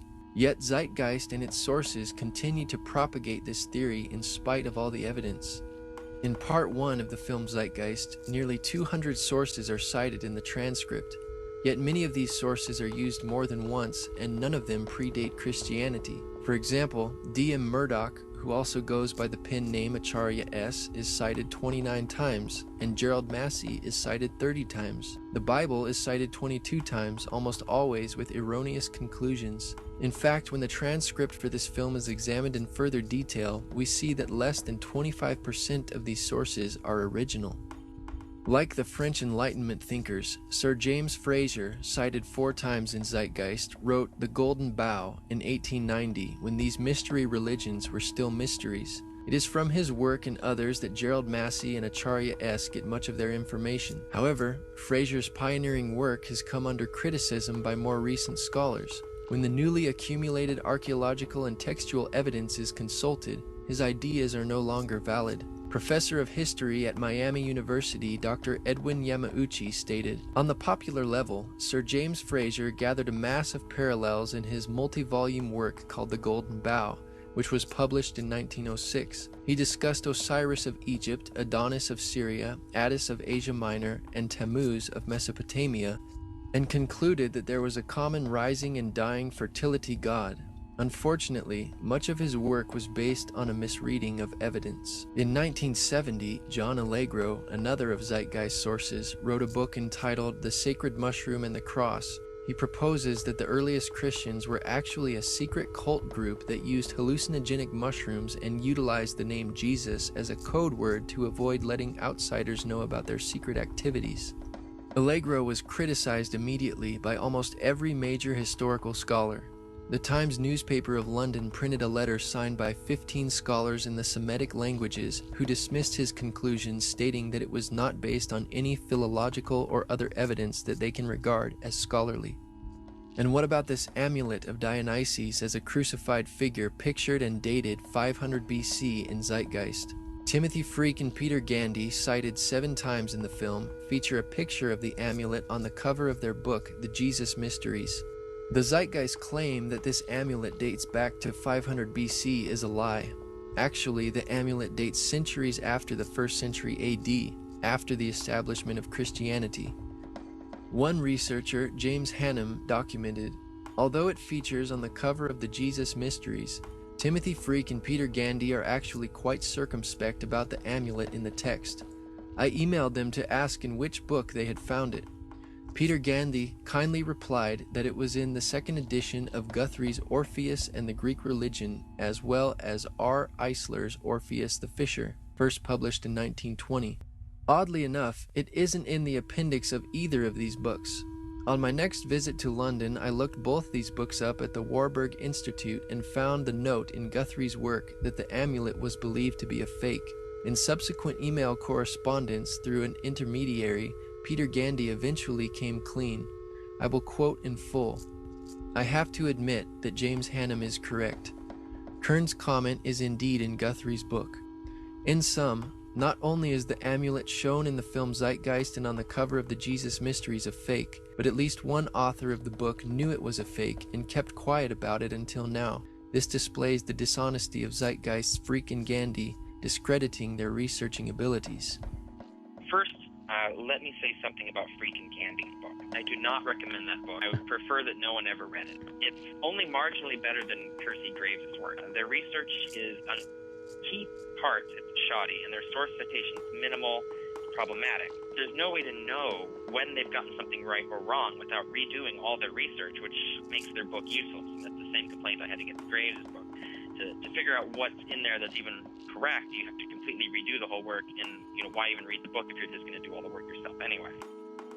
Edward Carpenter is cited 8 times, but is hardly a qualified expert in our current inquiry, but was a socialist poet, philosopher, and early gay activist in the late 1800s. Thomas Doane is cited 19 times in Zeitgeist for his work Bible Myths and Parallels in Other Religions. One researcher responds, "In chapter 28, page 282 of Doane's book, he asserts the things you mention about the parallels between Jesus and Krishna, or Krishna, as he spells it. He gives the appearance of documenting his assertions about Krishna being crucified and resurrected, for example, in extensive footnotes. But when you check out the footnotes, each one refers not to an original document for its basis, but to another chapter in the same book. In the case of the critical for Christian's assertion, the Resurrection, chapter 23, he then documents his statements about Krishna on page 215 in yet another footnote, this time again not to original documents of any kind, but to other scholars' books, Higgins' Anacalypsis and Asiatic Researches. I was able to find the Asiatic researches and could only find one sentence there in which the author unknown simply referred, almost as a passing thought, to Krishna having died and returned to his heavenly seat. What kind of argument, much less evidence or proof, is that? Clearly, Doan is making wild and imaginative assertions here. Acharya S., author of The Christ Conspiracy, was the consultant for Zeitgeist. However, when one examines Acharya's bibliographical material, it is proven to be a ripoff from the material from earlier authors cited in the Zeitgeist transcript. Some of Acharya's most cited material comes from The World's 16 Crucified Saviors by Kersey Graves. Any allegations of 16 other saviors who all resemble the same characteristics of Jesus is most likely based on this book. However, this book is an unreliable source. Even atheist Richard Carrier criticized, "The World's 16 Crucified Saviors is unreliable, but no comprehensive critique exists." Most scholars immediately recognize many of his findings as unsupported and dismiss Graves as useless. After all, a scholar who rarely cites a source isn't useful to have as a reference even if he is right. In response to the lengthy and detailed refutations of Zeitgeist, Acharya S. has recently responded in a short 10-minute internet commercial for her books. We will analyze some of her ideas which have not been previously discussed in this film. Why is the information in Zeitgeist Part 1 not widely known? In the first place, because of blasphemy and heresy laws, in the not-too-distant past, people could lose their jobs, friends, families, or even lives for merely questioning Christian dogma, which caused many people to remain silent on these issues. Here is Acharya's first excuse for not having any evidence for her facts. Yet Acharya does not even present any evidence for her excuse of not having any evidence. The blasphemy and heresy laws to which she refers were imposed by the paganized Roman Catholic Church upon Christians who would not follow the Catholics' perverted religious practices, and the only information that was suppressed by those Catholics was the Bible, because it condemned their actions. Also, much of this information can't be found in English, but it appears in other languages, like Greek, Latin, German, French, Sanskrit, Hebrew, and Egyptian. Unless someone can work in other languages, he or she may never encounter these facts. Now Acharya says the reason you can't validate the things she says is because she got them from other languages, and since we can't understand those languages, she is going to avoid referencing them altogether. Many of these parallels between Christ and other gods and goddesses of the ancient world cannot be found in encyclopedia entries, and these seem to be where most of the debunkers are getting their information from. Now she claims the facts cannot be found in encyclopedias and dictionary entries, yet she cites them. Notice the contradiction here. Acharya is citing the very sources which she claims cannot be used to validate her claims. By her own admission, she is not an expert. And reading encyclopedia entries does not make an expert out of anyone. Within 49 pages, she cites Wallace Budge 47 times, who is also cited 5 times in the Zeitgeist transcript. But the unreliability of Budge's work is even recognized by Acharya in the footnote of her companion's guide. She says, "I am aware of the debate concerning Dr. Budge's work, a controversy that some have suggested represents a form of rivalry not uncommon in the academic world or in the world at large. I personally have found nothing egregious about his discussion of the Egyptian religion in English, although I cannot vouch for everything in his hieroglyphic dictionaries, for instance, which are considered outdated in their system of transliterations, but which nevertheless appear to be sound overall." Scholars in past eras were less specialized, and they did in fact make these connections within comparative religion, as my research demonstrates. In reality, Acharya's research does not demonstrate or validate these connections. Even critical non-Christian scholars have rejected Acharya S.'s research, among whom is Dr. Bob Price, who said, "She is quick to state as bald fact what turns out to be, once one chases down her sources, either wild speculation or complex inference from a chain of complicated data open to many interpretations." One of the most intriguing claims made repeatedly in these books is that among the mythical predecessors of Jesus as a crucified god were the Buddha, the blue-skinned Krishna, and Dionysus. Is there any basis to these claims which Murdoch just drops like a ton of bricks? Again, she does not explain where they come from, much less why no available book on Buddha, Krishna, or Dionysus contains a crucifixion account. When Murdoch speaks of the Christ conspiracy, she means it. She really believes the people got together and cooked up early Christianity like a network sitcom. Some of these parallels between Jesus and the other gods represent mysteries, such that these mysteries were not readily recorded. If these mysteries were not written down, then there is no evidence. But somehow Acharya has made a case, despite the lack of evidence. I incorporate many pre-Christian primary sources, as well as the works of scholars highly credentialed in the appropriate fields. Actually, none of these sources predate Christianity. Either primary sources or the works of highly credentialed scholars.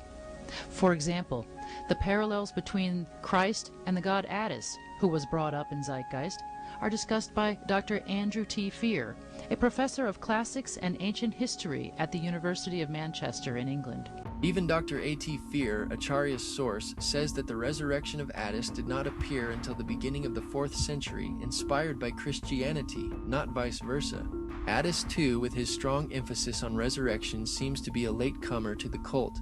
The stress on the Hilaria as celebrating the resurrection of Attis also appears to increase at the beginning of the 4th century AD. It is important to remember that here we are discussing a period of centuries, not merely years.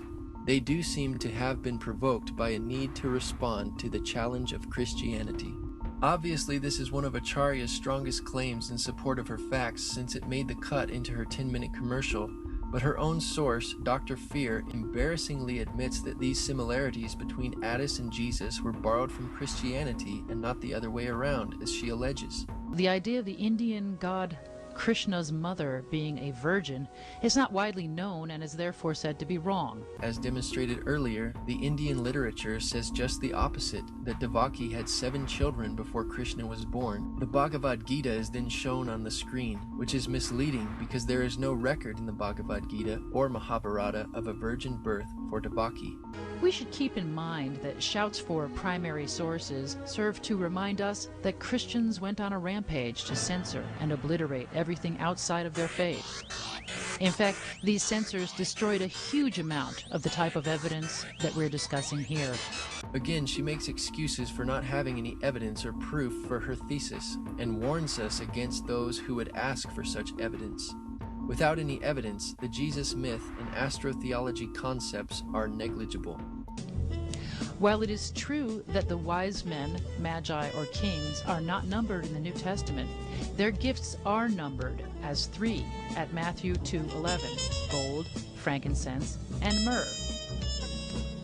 The only problem here with her interpretation is that the number of gifts does not determine how many magi there were. For example, in 2 Chronicles 21:3, there were also 3 gifts of silver, gold, and precious things presented to the sons of King Jehoshaphat. Yet there was not 3 contributors, but 1. There could have been numerous magi. The Bible does not specify how many magi there were because it is not an issue like Acharya S. makes it out to be. Since the December 25th birth date and 3 kings are so crucial to her thesis, she is going to try anything she can to make it fit. There is also no early Christian reference to the 3 stars in Orion's belt being known as the Magi, as she also alleges. Next, we will demonstrate how the modern proponents of the Jesus myth theory and sources behind Zeitgeist and Acharya S.'s work are typically advocates of Freemasonry, Theosophy, and the New Age, which are all very similar belief systems whose goal, like that of the Zeitgeist movement, is the elimination of Christianity and a utopian society, or paradise, as presented in the Zeitgeist Addendum film. In one of her online articles entitled The Gospel According to Acharya S., she states, "Perhaps the devil brings peace and not a sword to humanity. Considering how many people have been killed in the name of God and not the devil, maybe the world is worshiping the wrong entity." She also writes, "The devil is divine." Also cited in Zeitgeist are Godfrey Higgins, Albert Churchwood, cited 6 times, and Manly P. Hall, cited 5 times. which were all members of the Freemasons' secret society. Manly P. Hall, a 33rd degree Mason, wrote on page 48 of his book, Lost Keys of Freemasonry, "When a Mason learns that the key is the proper application of the dynamo of living power, the seething energies of Lucifer are in his hands." Lucifer is a name frequently given to Satan in Christian belief. The usage as reference to a fallen angel stems from a particular passage in the Bible, Isaiah chapter 14, that speaks of someone who is given the name of day star or morning star as fallen from heaven. In Latin, the word Lucifer is the name for the morning star, the planet Venus in its dawn appearance.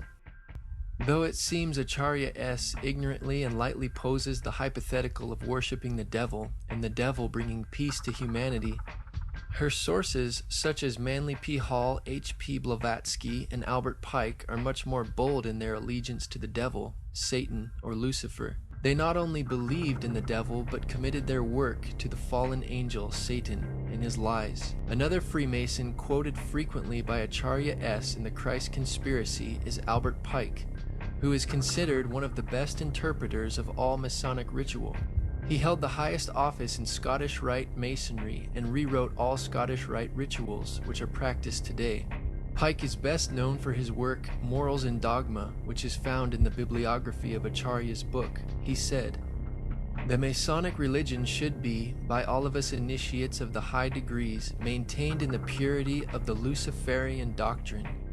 If Lucifer were not God, would Adonai, the God of the Christians, and his priests calumniate him? Yes, Lucifer is God, and unfortunately Adonai is also God. The true and pure philosophic religion is the belief in Lucifer, the equal Adonai. But Lucifer, God of light and God of gods, is struggling for humanity against Adonai, the God of darkness and evil." Besides Acharya S., who quotes Gerald Massey in her work, Massey is the main source for Zeitgeist, being cited 30 times in the film. Though Acharya S. relies upon Massey's work to support much of her ideas and conclusions, Massey was not a trained Egyptologist, and his work was never recognized in the field of Egyptology. His ideas, like Acharya's, are fringe theories that lack critical support. Gerald Massey is known for his works such as The Historical and Mythical Christ.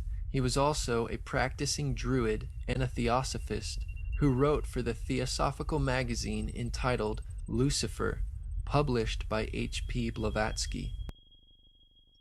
H. P. Blavatsky, another source cited by Zeitgeist and Acharya S., was an occultist and mystic. She is the author of The Secret Doctrine and the founder of the Theosophical Society, a blend of Eastern religion, occult speculation, and Gnostic interpretation of Christianity. In the words of J. H. Russell, part of its teachings are, "All life is being fundamentally one with the life of the Supreme Existence." The Pasadena, California office of the Theosophy Society explains, "A primary idea is the essential oneness of all beings. Life is everywhere throughout the cosmos because all originates from the same unknowable divine source." These ideas are repeated in the Zeitgeist movement. The Zeitgeist movement, in fact, is the activist arm of the Venus Project. The solution to the faltering global economy offered by Zeitgeist Addendum is the Venus Project. Venus, also known as the morning star, is also synonymous with Lucifer. In The Secret Doctrine, Blavatsky wrote, "Lucifer is divine and terrestrial light, the Holy Ghost and Satan at one and the same time." She also wrote, "And now it stands proven that Satan, or the red fiery dragon, the Lord of Phosphorus, and Lucifer, or light-bearer, is in us. It is our mind, our Redeemer, our intelligent liberator and savior from pure animalism." Just as Zeitgeist and Acharya S. cite much of their material from H. P. Blavatsky, the Nazi movement was also founded on Theosophy and Blavatsky's writing. Blavatsky's book, The Secret Doctrine, which is cited by Acharya S. in the film Zeitgeist, was known to be an inspiration to Adolf Hitler, specifically towards his ideas about superior and inferior races. In Section 3 of Blavatsky's book, The Key of Theosophy, she wrote of the three objects of Theosophy. 1. To form the nucleus of a universal brotherhood of humanity without distinction of race, color, or creed. 2. To promote the study of Aryan and other scriptures of the world's religion and sciences. She also writes, the Theosophical Society is not then a political organization? Certainly not. It is international in the highest sense in that its members comprise men and women of all races, creeds, and forms of thought, who work together for one object, the improvement of humanity, but as a society it takes absolutely no part in any national or party politics. Notice the similarity in the objects of the Zeitgeist movement, stated by Peter Joseph. The Zeitgeist movement is not a political movement. It does not recognize divisionary notions such as nations, governments, races, religions, creeds, or class. Rather, we see the world as one organism, with the human species as a singular family. What the Venus Project represents and what the Zeitgeist movement hence condones could be summarized as the application of the scientific method for social concern. Today, the modern New Age revival can be traced back to H.P. Blavatsky and the founding of the Theosophical Society. Blavatsky's prize pupil, Alice Bailey, developed Blavatsky's teachings into an organized system and coined the term New Age. Bailey taught that humanity must achieve enlightenment by realizing its divinity. Bailey's teachings are kept alive today by the Lucis Trust. The organization was originally called the Lucifer Publishing Company, according to a statement on their website, because Bailey considered Lucifer, the fallen angel, a positive principle, as did H.P. Blavatsky, whom they cite as a great teacher. Though Acharya S. is not a practicing Theosophist, Freemason, or Druid like her sources, she does demonstrate loyalty to the New Age movement, which is no different.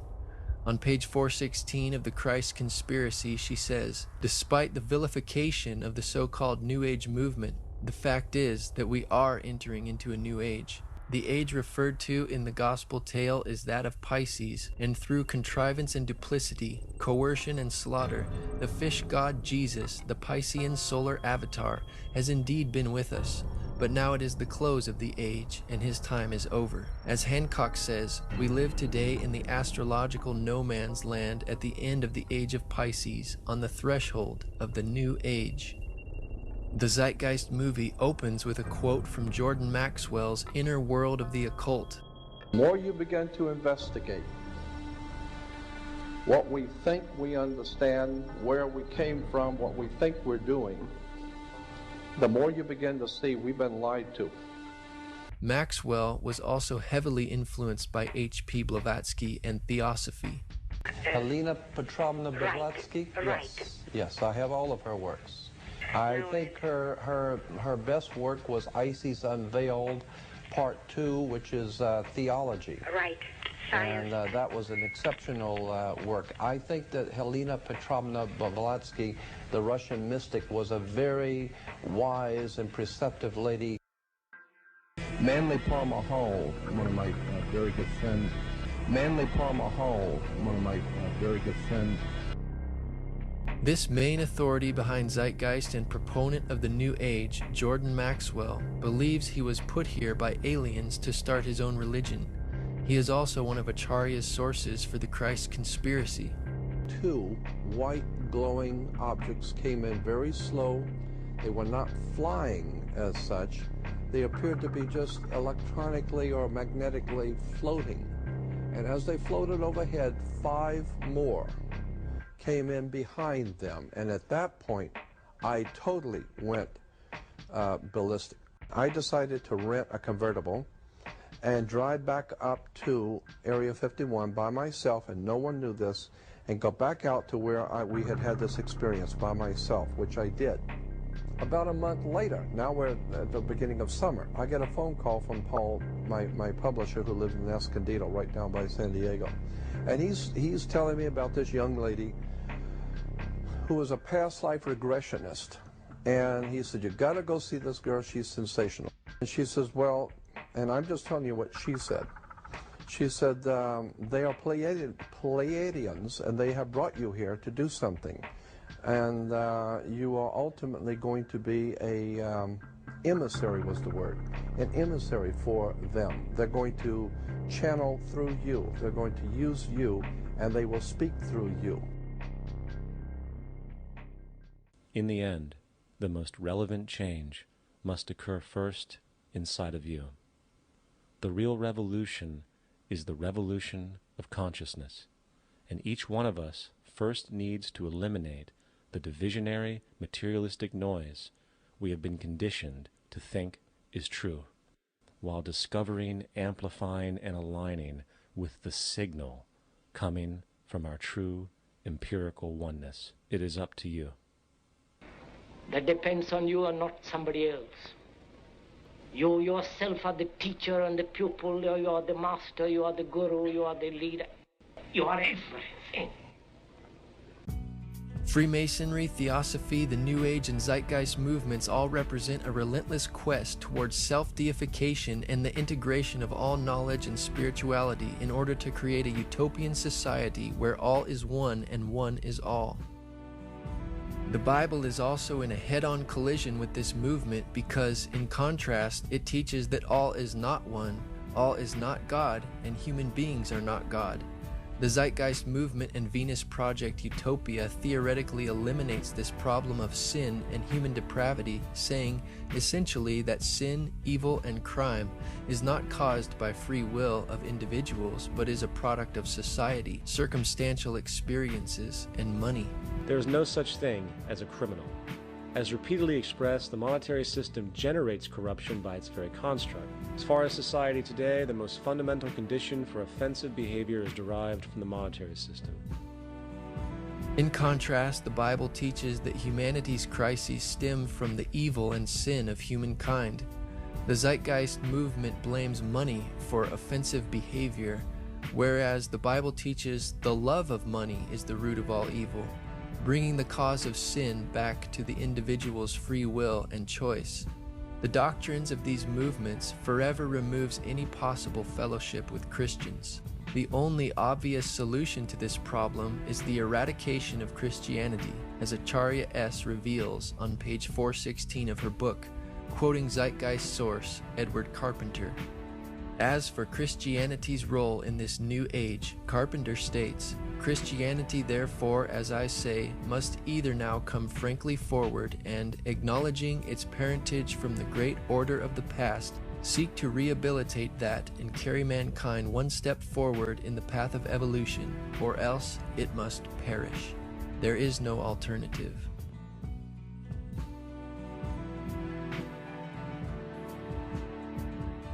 The Apostle Paul cites the resurrection of Jesus from the dead and its subsequent effect upon all mankind as the proof that God exists, that Jesus is his Son, and that the redemption of all those who obey God and his word is assured by his personal triumph over the grave.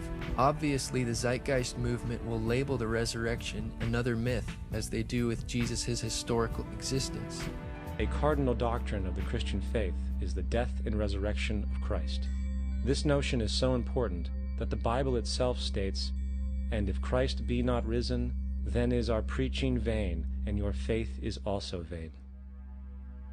It is easy to take the previous verse from Paul's letter to the Corinthians out of context when it is not quoted in its entirety. Paul was making a point in rebuking those who said there was no resurrection, even though Jesus was resurrected. Paul said, "But now is Christ risen from the dead, and become the first fruits of them that slept." Yet it is very difficult to take this account literally, for not only is there no primary source denoting this supernatural event in secular history, awareness of the enormous number of pre-Christian saviors who also died and were resurrected immediately puts the story in mythological territory by association. Also claiming that there is no primary source denoting this supernatural event in secular history is inaccurate. Unlike Zeitgeist claims about the Jesus myth, the New Testament uses primary sources. The writers of the New Testament wrote as eyewitnesses from first-hand information. In addition to the non-biblical sources, the four Gospels are primary and authentic sources for the life of Jesus. Richard Bauckham, professor of the New Testament at University of St. Andrews, Scotland, wrote in his book Jesus and the Eyewitnesses, "The Gospels were written within living memory of the events they recount. Mark's Gospel was written well within the lifetime of many witnesses, while the other 3 canonical Gospels were written in the period when the living eyewitnesses were becoming scarce, exactly at the point in time when their testimony would perish with them were it not put in writing. This is a highly significant fact, entailed not by unusually early datings of the Gospels, but by the generally accepted ones. We imagine the traditions passing through many minds and mouths before they reach the writers of the Gospels, but the period in question is actually that of a relatively, for the period, long lifetime. Religious belief has caused more fragmentation and conflict than any other ideology. Christianity alone has 34,000 different subgroups. The Bible teaches Christians to be unified in love, regardless of how many professing Christians today behave contrary. Concerning church subgroups, the Apostle Paul spoke against the Corinthian church creating divisions and strife, saying it was carnal to do such in 1 Corinthians 3:3-11. Christianity, along with all other theistic belief systems, is the fraud of the age. On the contrary, Part 1 of the movie Zeitgeist is in every respect a fraud. This film professes to present the authoritative truth on what Christianity and pagan religions teach, yet genuine academic research and scholarship blatantly refutes the vast majority of these claims and strongly supports historic Christianity. In terms of Peter Joseph's ludicrous astrological and historical assertions, there is truly nothing new under the sun. The point raised by Zeitgeist about the book of Revelation and the end times is important for the reason that this constant talk by Christian evangelicals may actually bring about Armageddon by setting up Christians to do battle. And I firmly believe we must not let that happen. Anybody who professes to be a Christian and does battle, as Acharya put it, is a wolf in sheep's clothing, a false prophet which is known by their fruits, according to Jesus in the Bible. Jesus disarmed every Christian by his words to Peter when he said, "Put up again thy sword into his place, for all they that take the sword shall perish with the sword." Though many wars have been fought in the name of Christianity, these wars were in direct disobedience to Jesus' commandments. Jesus said, "Blessed are the peacemakers, for they shall be called the sons of God." Jesus taught to bless them that persecute and curse you and love your enemies. The Bible says that God hates people who love violence in Psalm 11:5. John the Baptist said to do violence to no man in Luke chapter 3 verse 14. Thus the Bible leaves no exceptions for a Christian to do battle if they are to obey its teachings. Commonly, people misunderstand the difference between the Old Covenant and New Covenant. The New Covenant is God's revelation to all mankind through Jesus Christ, his Son. The Old Covenant had symbols and shadows for the Jewish people of the New Covenant. Circumcision was a symbol of spiritual circumcision of the heart. Solomon's temple was a symbol of the spiritual temple of the church. The Old Covenant had its laws written upon tablets of stone, while the New has Jesus' commandments written upon his people's hearts. And the physical battles in the Old Testament were a symbol of the spiritual warfare against sinful flesh, which does not involve physical weapons of warfare. Contrary to Acharya's interpretation, the book of Revelation is clear in that the beast or evil world empire is given power over all nations to make war with Christians and overcome them. Jesus authoritatively told Pilate, "If my kingdom were of this world, my servants would fight," implying that his kingdom is not of this world, and this is why the true servants of Jesus do not fight. Jesus also said, "From the days of John the Baptist until now, the kingdom of heaven suffers violence, and the violent take it by force." The only way to recognize a true Christian, according to the Bible, is by their love, because God is love. Regardless of whether or not somebody calls themselves a Christian, Jesus said, "The word that I have spoken, the same shall judge him in the last day."